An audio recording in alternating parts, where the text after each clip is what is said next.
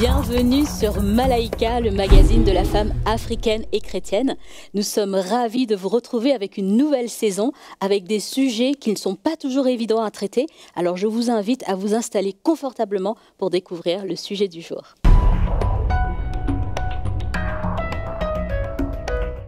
Voilà, vous découvrez un sujet très sérieux dont on parle aujourd'hui, c'est des abus sexuels dans l'Église. Si vous avez été victime de cela, je vous invite vraiment à rester jusqu'à la fin, et même si vous avez été témoin, parce que nous allons essayer de répondre à des questions épineuses. Comment gérer ce type de situation? À qui est-ce qu'il faut parler? Et surtout, quand c'est dans l'Église, que dit la parole de Dieu par rapport à ça? Nous allons essayer de répondre à toutes ces questions avec, bien sûr, l'équipe de Malaika qui est là au complet, avec Mama Audrey, au taquet comme toujours, Mama Audrey. Un sujet qui n'aurait même pas dû exister dans l'Église du Seigneur. Ouais, exactement. Malheureusement. Donc, il faudra vraiment dire ce qu'il faut dire. C'est ça, c'est ça. Et nous avons Mama Janine qui nous vient tout droit de Kinshasa. Beauté Mama Janine. Beauté Nadège. Ah, et donc tu vas pouvoir nous donner aussi quelques feedbacks du terrain.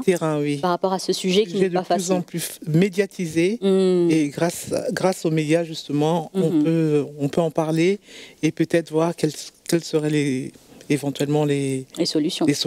Exactement. Et nous avons Magali, notre chroniqueuse internationale. Merci pour cet honneur.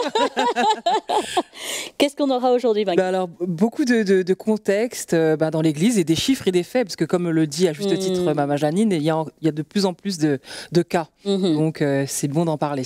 Ah. Et Mama Audrey, aujourd'hui, n'est pas venue seule. Est-ce qu'on peut dire que Mama Audrey est venue avec sa meilleure moitié? Je ne sais pas. Définitivement. Nous avons le plaisir et l'honneur d'avoir Papa Mickey avec nous sur le plateau, qui est un habitué maintenant, on peut dire, du programme Malaika. Bienvenue, Pasteur. On est fidèle quand on fait appel, on est là, on est content d'être là et on discute des choses très sérieuses et c'est merveilleux. Exactement. Et Papa Mickey, vous aurez l'occasion de nous éclairer par rapport à ce que la parole de Dieu dit concernant ce sujet qui est très sérieux. On va essayer, on va faire confiance au Saint-Esprit pour nous éclairer un peu. Amen, amen. Donc voilà, restez accrochés, attachez vos ceintures. Nous allons vraiment essayer de répondre le mieux que nous pourrons à ce sujet. Donc restez avec nous jusqu'au bout. Mais en attendant, nous allons passer à la rubrique de Mag. Donc voilà, Magali, tu nous donnais... Voilà, Nadège, un peu de définition quand même du sujet, quelques chiffres et des faits, des éléments de contexte pour qu'on sache un petit peu de quoi on parle. Alors, les abus sexuels dans l'Église, ça désigne toute forme d'agression ou de violence sexuelle. Ça peut être des harcèlements, un attouchement, des viols, des abus à connotation sexuelle perpétrés par les membres de la communauté chrétienne. Ça peut être donc quelqu'un qui est responsable à l'Église, un leader ou parfois même un simple fidèle. Mais c'est en lien toujours direct avec une autorité spirituelle. Alors, j'ai trouvé quelques chiffres et faits pour nous éclairer dessus. Papa Mickey, Maman Audrey, une étude par exemple de 2020 du World Council of Churches, c'est un organisme de sondage et d'études en fait qui opère dans les églises.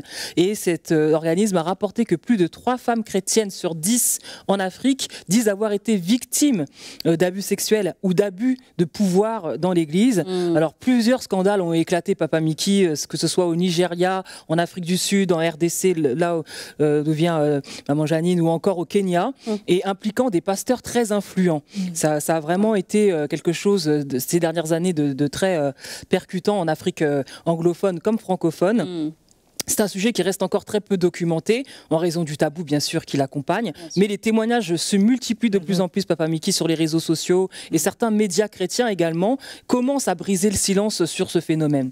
Alors, quelques éléments de contexte qui peuvent nous éclairer, spécifiquement dans le milieu évangélique pentecôtiste, parce que, en fait, le pasteur occupe une importance vraiment spirituelle, sociale, morale très importante en Afrique, et plusieurs scandales d'abus ont émergé ces dernières années, comme je l'ai dit, et ça révèle d'un problème vraiment systémique, souvent passé sous silence, c'est-à-dire que les victimes n'en parlent pas, parce que parler de sexualité déjà en Afrique c'est quelque chose de très tabou, mais c'est surtout parce que les victimes sont très jeunes souvent, ce sont des femmes, ce sont des jeunes femmes, des jeunes filles qui ont peur de parler et qui ont honte peur de ne pas être cru ou d'être stigmatisé.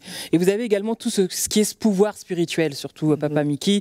C'est dans le contexte évangélique, le pasteur en Afrique est vu quand même un homme de Dieu qui est oint, qui est intouchable, porteur d'onction, représentant direct de Dieu sur terre. Donc ça crée vraiment une forme de manipulation spirituelle sur les victimes qui justement ont peur de les dénoncer.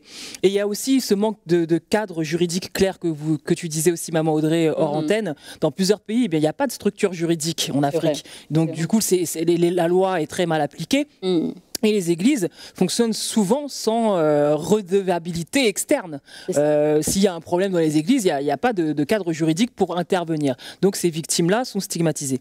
Et pour terminer cette petite rubrique, il y a aussi cette théologie du silence et du pardon qui est mal compris. Parce que souvent, quand on a un préjudice, on dit aux victimes, vous devez pardonner. Donc tout simplement comme ça, et elles restent comme ça avec le mal qui a été accompli, et elles ont ce sentiment d'injustice, mais à l'église on leur dit, mais pardonne, quoi que tu aies subi, tu dois pardonner.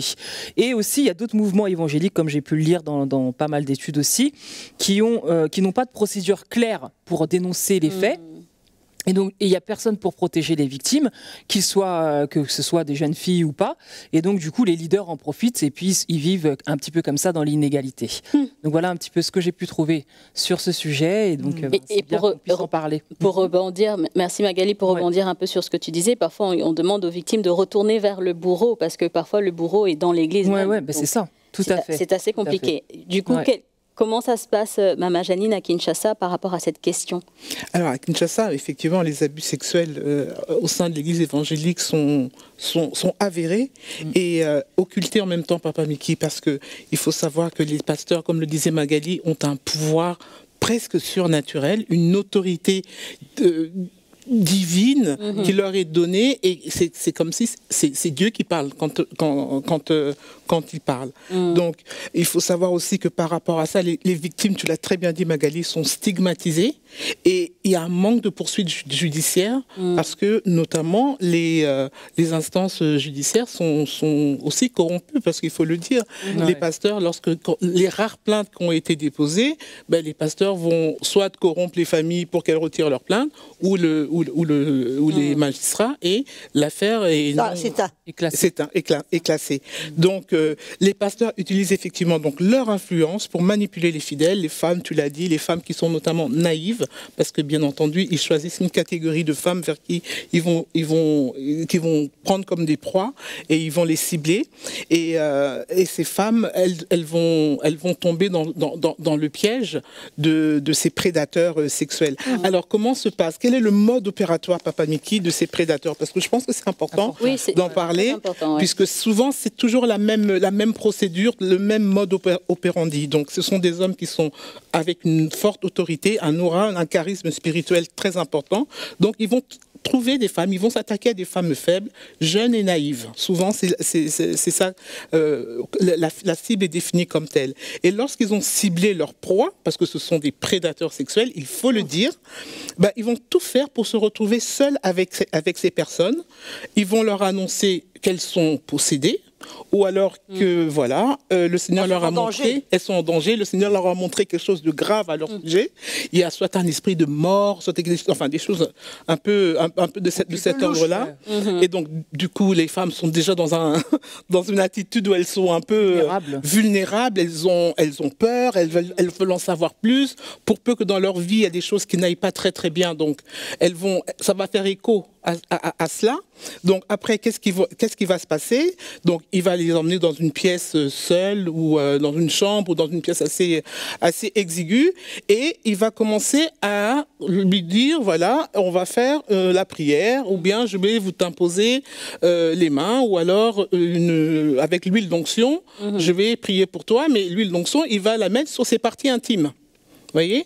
Donc souvent, les victimes, ce qu'elles disent, c'est qu'à ce moment-là, il y a un sentiment de mal à l'aise et de gêne, et elles vont se mettre, comme on dit, en mode automatique, en pilotage automatique, et elles vont comme si se mettre en dehors d'elles-mêmes et elles vont vivre la chose de l'extérieur. Pourtant, c'est elles qui vont subir les attouchements et ça peut aller jusqu'au viol. Et à la fin de cette... après avoir commis leur forfait, leur méfait, ils vont les menacer en leur disant, si tu parles... Dieu te punira, tu vas mourir, etc. Donc, comme tu disais, elles vont vivre avec une culpabilité énorme. En plus, elles vont se sentir responsables parce qu'il va leur faire comprendre, la culpabilité leur fait comprendre que finalement, elles sont responsables puisqu'elles ont été d'une manière ou d'une autre... elles se sont laissées faire. Elles se sont laissées faire. Donc, elles vivent avec cette culpabilité, cette honte, la peur d'être mal jugées, comment tu dis ça ? Ostracisées et rejetées de la communauté. Donc, pendant des années, elles vont vivre sous silence avec ce secret qui va les peser. Et ensuite se marier dans des conditions comme ça, je te dis pas... Et parfois même, c'est le pasteur qui les marie pour peu qu'elle tombe enceinte, parce qu'il y a eu des cas quand même où elles sont tombées enceintes et le pasteur les a mariées avec un frère. Donc je pense que c'est vraiment le lieu, Papa Mickey, pour vraiment parler de ces choses, les dénoncer et que ces victimes puissent être... choquant, c'est le moins qu'on puisse dire. Et je pense que c'est d'actualité quand on voit un petit peu tous les dossiers, comme on dit, qui sont en train de sortir en ce moment, c'est incroyable. Moi, ma première question, c'est pour vous deux, Papa Mickey, Mama Audrey. Comment est-ce que l'Église devrait réagir quand il y a des allégations? On ne sait pas encore, il n'y a pas encore de preuves, mais il y a une victime qui sort du placard, disons, et qui commence à exprimer son mal-être par rapport à une situation ou quelque chose qui s'est passé qui était déplacé. Comment est-ce que l'Église, d'une manière générale, devrait réagir face à des allégations? Tu parles de l'Église des responsables ou tu parles les responsables, les personnes en autorité? Premièrement, d'avoir à parler sur ce sujet est un peu dramatique pour l'Église. C'est clair. Ce sont des choses qui auraient dû se passer dans la vie, dans le monde. Des gens qui ne connaissent pas le Seigneur, qui n'ont jamais rencontré le Seigneur. Mais malheureusement, ce sont des choses qui sont vraies, qui existent. Et il faut en parler pour aider et pour soutenir ces femmes, ces jeunes filles ou quiconque qui ont vécu ces expériences traumatisantes. Bon, ceci dit, tu as parlé d'allégations. C'est ça. Tu as parlé d'allégations, et allégation... Les réalités. N'est pas la réalité. C'est ça. Alors, quand c'est une allégation, on doit vraiment être très sage vis-à-vis de cette situation-là, et de ne pas sauter, mettre la main là-dessus et courir avec. Allons dire que ce n'est pas le responsable, le pasteur de l'église qui l'a fait, c'est quelqu'un dans l'église, et on entend parler, ou quelqu'un a dit, ou quelqu'un... Donc, ça c'est dangereux de rentrer dedans. Il faut essayer d'aller un petit peu plus profondément, et essayer de trouver des preuves. Mais bon, quand la preuve existe, quand il y a des témoins, difficile d'avoir un témoin dans des situations comme ça, parce que c'est toujours en cachette, et c'est toujours dans le... Comment de prendre le bâton et le manteau comme le bâton et le manteau de Judas et l'anneau de Judas. donc, ceci dit, allons plutôt se concentrer sur des choses réelles, des choses qui existent, et non pas seulement des allégations. Quand la chose existe, bon, il y a deux différentes choses. Il y a le peuple de Dieu, c'est-à-dire parmi les chrétiens, ou alors parmi, comme tu viens de dire tout à l'heure, le responsable. Donc c'est deux choses complètement différentes. Mais quand c'est au niveau de l'Église ou le responsable, la parole de Dieu est assez claire là-dessus. Et c'est-à-dire qu'il faut que ce soit, surtout quand il s'agit des responsables, que ce soit en public, devant surtout les responsables, devant les pasteurs, les anciens de l'Église. Il faut que ce soit connu. Connu, ok. Exposé. Exposé. Et la parole de Dieu nous dit dans Timothée, afin que les autres développent une crainte. Développent une crainte, donc quand c'est exposé, on réalise que finalement, si ça arrive en moi, ça sera aussi exposé. Donc voilà comment la parole de Dieu je veux tenir à carreau. Traite les responsables, et surtout, en ce qu'il s'agit des responsables, il faut que ce soit sur une déposition de 2 ou de 3 témoins. Paul dit ça à Timothée, il faut que ce soit sur la déposition de 2 ou 3 témoins. Alors, c'est difficile dans ce cas-là. Très difficile. À part s'il y a peut-être une preuve médicale. À moins que ce sont des choses connues, que ce sont des... Ou une preuve médicale. Ou une preuve médicale. Ouais, L'ADN. Mais le fait demeure que ça existe. On n'a pas passé par 14 chemins. Bien sûr. Ça existe, ce sont des choses qui sont vraies. Mais alors là, maintenant, moi, je me pose une question souvent. Je me suis dit, quand quelqu'un tombe, et allons dire, c'est une tentation, il y a une situation qui se produit, etc. Bon, ça c'est une chose. Maintenant, si, comme tu dis, toi, ça devient que quelqu'un est un prédateur. On va dire que c'est sa vie, c'est son but, c'est ce qu'il veut, etc. Ça devient assez bien grave. Et ma question, personnellement, moi, je me dis, mais qui sont ces gens-là? Qui sont ces pasteurs-là? Est-ce qu'ils sont vraiment des bergers? Des bergers. Ce sont vraiment des gens qui méritent. Et d'habitude, c'est des gens qui se autoproclament. Tu as dit tout à l'heure, ça pourrait être aussi des grandes églises. Des pasteurs influents qui sont impliqués. Des pasteurs influents, etc. Ouais. Mais rien ne doit être fait différemment. Tout doit être fait selon la parole. Selon la parole de Dieu. Rien ne doit être différent. Mais il y a toutes sortes de barrières, d'obstacles qui empêchent que cette situation-là soit révélée. Comme tu dis, ils sont très au-dessus de tout, même des gens influents, etc. Mais ceci dit, c'est quelque chose de très délicat. Mais ce qui est important, c'est pour ceux qui ont vécu cette situation-là. La première chose, c'est vraiment le pardon. C'est très facile à dire. C'est ce que j'allais dire, parce que la victime... C'est très facile à dire. Mais encore une fois, la chrétienne ou la personne en question, si elle n'est pas un peu dans une maturité, ne comprend pas un peu les choses de l'esprit, et si c'est quelqu'un qui sont là, qui dans l'église, etc., c'est difficile. Mais... Surtout sans un message, sans le message de la croix, sans le message qui nous invite à nous humilier, à pardonner, à laisser le Seigneur œuvrer en nous pour mieux ce pardon. C'est pas technique le pardon, c'est très difficile de pardonner techniquement, puisque ce sera peut-être un pardon de la bouche, mais pas du cœur, puisque ces jeunes filles sont paumées, quoi. Le message qu'elles entendent, le message l'atmosphère dans laquelle elles vivent. L'environnement de l'Église même, c'est ça. Les modèles qu'il y a devant elle. Surtout aussi, Maman Audrey, on sait que, premièrement, la victime, elle-même, elle est tellement affectée que ça prend des fois des années. On a vu dans les cas de viol, voilà, où elles sont dans un déni, où il faut qu'il y ait une autre situation qui arrive des années après pour faire ressurgir le souvenir. Et donc, le prédateur, souvent, il jouit du silence de la victime pour continuer non seulement le silence de la victime par déni, par menace. Et par menace, voilà. On dit, si tu révèles, je vais tuer tes parents. C'est ça. Je vais tuer ton frère. Je vais... Ou les malédictions, proclamer des malédictions. C'est ça. Donc, pour accompagner la victime, Papa Mickey parlait du pardon. Ça n'est pas toujours évident, non seulement pour la victime, parce qu'elle a tout le trauma à gérer, plus après, si on lui dit de pardonner, elle a l'impression qu'on la remet sous que c'est elle la coupable. C'est elle la coupable, voilà. Donc, quelle devrait être la... Je crois qu'il faut analyser cette chose-là, non pas comme le monde l'analyse. C'est vrai. Il n'y a pas d'histoire. La personne vit un traumatisme, elle vit une blessure, elle vit une situation qui est difficile, mais on ne peut pas faire la comparaison.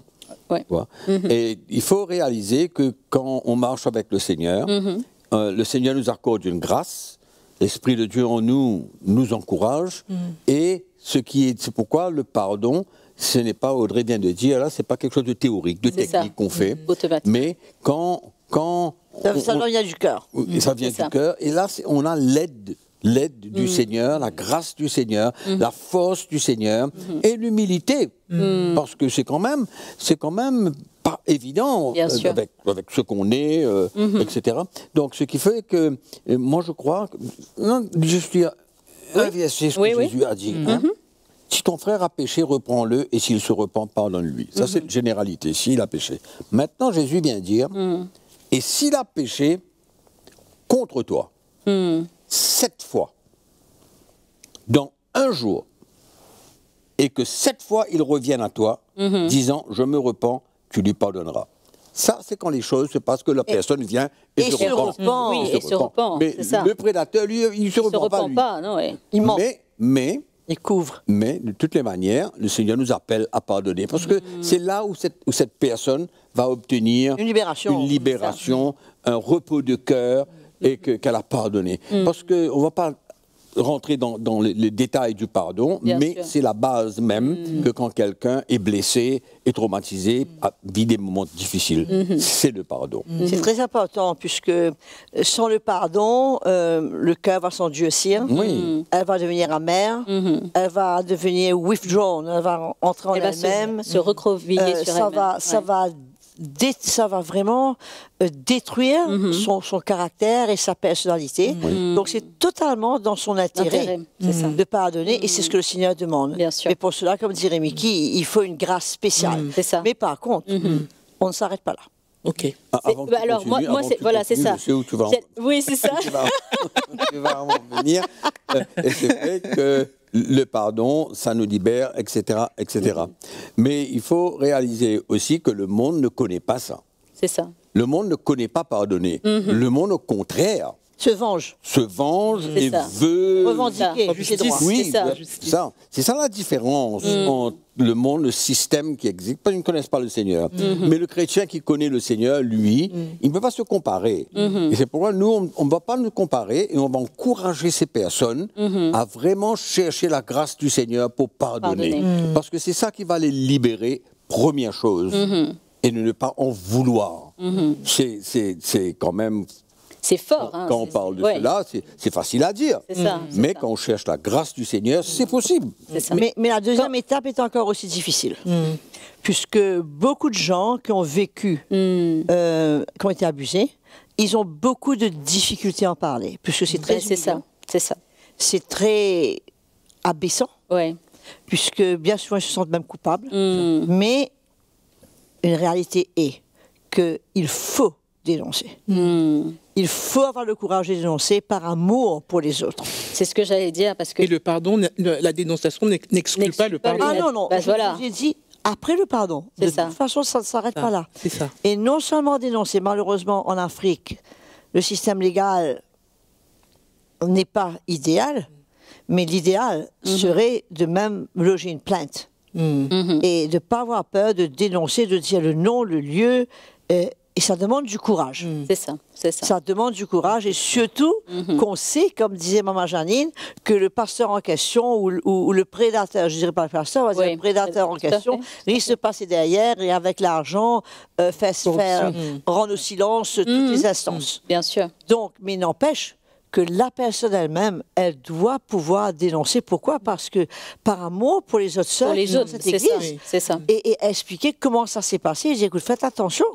Et de toute manière, moi, je ne serais pas resté une seconde de plus dans cette église. Je serais, à moi, mes jambes. Alors là, ça m'emmène à la prochaine question, parce que quand on voit la recrudescence des cas d'abus sexuels, malheureusement dans nos institutions religieuses, dans l'église en général, il y a un vrai manque de confiance, finalement, qui s'installe entre les gens, les chrétiens, vis-à-vis de l'Église d'une manière générale. Et il y a ce manque de confiance en se disant « Ah, mais s'il y a ça dans l'Église du Seigneur, pourquoi y aller ?» Finalement, ça crée quelque chose dans la communauté même qui entend que dans les églises dites réveillées, il se passe ce genre de choses. Mais le problème réel, c'est que la structure même de l'Église, elle n'est pas bonne. Parce que le fait est qu'aujourd'hui, il y a des hommes qui sont à la tête des églises et qui contrôlent tout et qui sont indépendants et que personne ne peut leur dire rien. Il n'y a pas de soumission, il n'y a pas de redevabilité envers un corps d'anciens. Alors c'est ça qui démolit tout. Parce que si je suis à la place de cette personne qui a été allons dire, violé ou quoi que ce soit, par un de ces anciens-là, ben, j'aurais été beaucoup plus rassuré et confiant et en paix d'aller vers un autre de ces anciens-là et en parler et dire, mais voilà ce qui s'est passé. Alors ça, c'est l'idéal. Mais le fait aujourd'hui, c'est que la plupart de ces églises-là, ils n'ont pas cette structure-là. Et c'est ça qui démolit tout et qui emmène un désordre et on n'arrive pas à emmener une lumière on se là-dedans. demande même si ces pasteurs sont des gens qui ont été appelés du Seigneur. Oui, ça aussi, On c'est se demande. exactement. S'ils sont nés de Pour nouveau. proclamer et toute l'histoire. Alors, c'est ça qui dérange tout, là. Ok, c'est vrai qu'il y en a aussi dans des grandes églises, comme tu as dit tout à l'heure, là. Mais encore une fois, peut-être que dans ces grandes églises-là, il y a un petit roi qui règne. Là. Exactement. Hein? Et il n'y a pas de soumission, il n'y a pas de redevabilité, il n'y a rien. Pas de relation. Il n'y a pas, c'est lui. C'est ça. On peut avoir une très grande église et avoir un patron. Oui, Exactement. c'est C'est souvent le cas Et d'ailleurs. quand ça, on oui, entend exactement les comme chiffres ça. de Magali, Magali disait que le World Council of Churches avait dit que 3 femmes, Chrétienne plus de sur 3 10. femmes sur 10. Mais imaginez-vous, 3 femmes qui ont dit. C'est ça. C'est ça. Mais le nombre de femmes C'est qui là- ont été victimes c'est et là- qui n'ont n'osent pas rien en dit. parler, Oui, exactement. probablement que c'est 8 sur 10. beaucoup Tout à fait. Et puis elles ont dit ça de manière anonyme. Voilà, Ça, c'est des- 8 sur 10, puisqu'il y a le déni, il y a la honte, il y a tout ça, où si je dis tout le monde va me rayer dans le village. Exactement. Voilà, donc La stigmatisation de la victime dont on parle. donc c'est quand même beaucoup plus important que ce que ça n'a l'air. Quand on parle de justice, il faut se mettre à la place de la personne. Que justice soit faite est une chose. Mais il ne faut pas que la personne en question ait comment on appelle, un désir dans son cœur De vengeance. de vengeance, vengeance ou c'est de ça. quoi que ce soit C'est vers ça. cette personne-là. De haine. Parce que si c'est un vrai pardon, la chose doit être claire Ouais. en ce qui la concerne. Maintenant, ça n'empêche pas que... C'est pour ça que Il faut faire des c'est pour démarches. ça que j'ai dit que ça ne s'arrête pas au pardon, ça va plus loin. C'est de loger une plainte. Pourquoi? Pas protection, pas vengeance. C'est ça. Pas pour, mais pas pour- protection. pour les autres personnes. Pour que les autres, C'est ça. et que le prédateur, Et il surtout, soit freiné dans ce qu'il C'est fait, ça. et qu'il arrête ses histoires. et surtout, ça envoie aussi un message assez fort aux autres prédateurs Oui. potentiels. Comme le cas que Timothée a dit, Exactement. qu'il a lu tout à l'heure. C'est ça.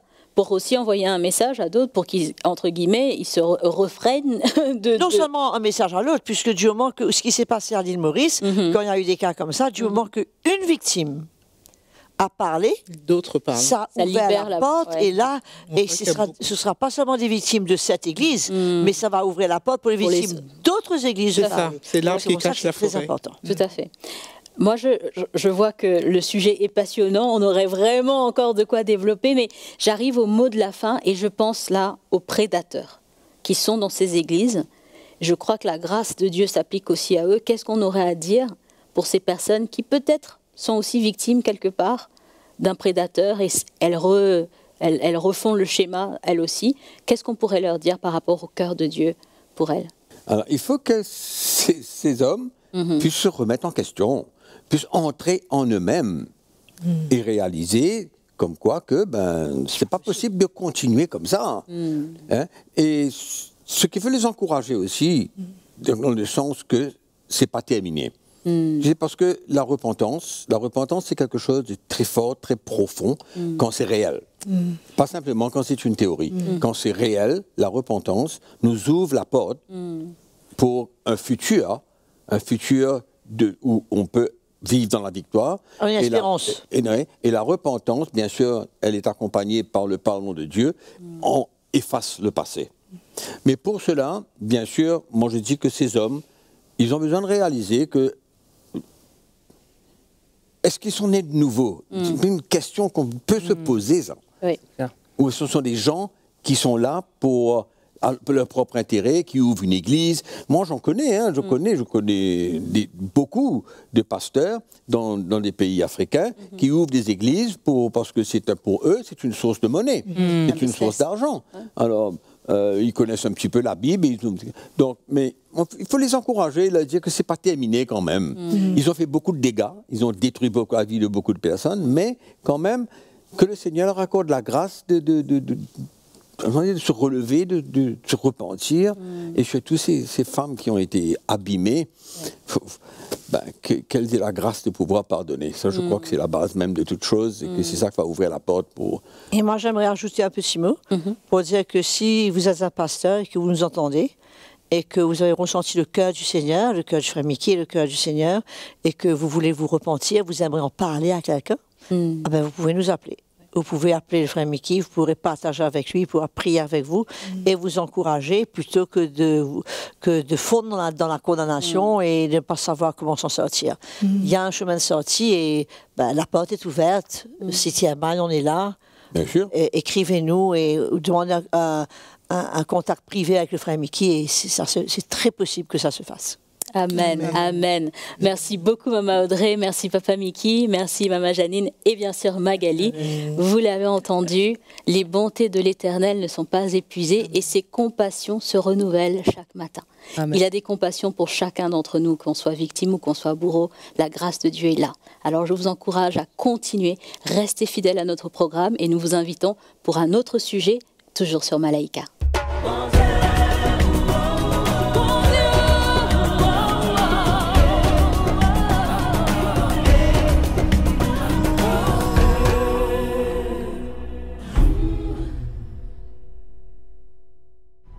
Merci beaucoup d'avoir été fidèles jusqu'au bout et nous voulons vous demander un dernier service. Si vous avez été bénis par ce programme, nous vous invitons vraiment à le partager autour de vous. Et vous savez comment ce programme peut atteindre toutes les personnes qui sont autour de vous avec un seul clic. Alors nous vous invitons vraiment à liker, à partager et aussi à connecter sur tous les réseaux, toutes les plateformes de Malaika pour être bien sûr les premiers informés des prochaines parutions de Malaika. Nous vous disons à très bientôt.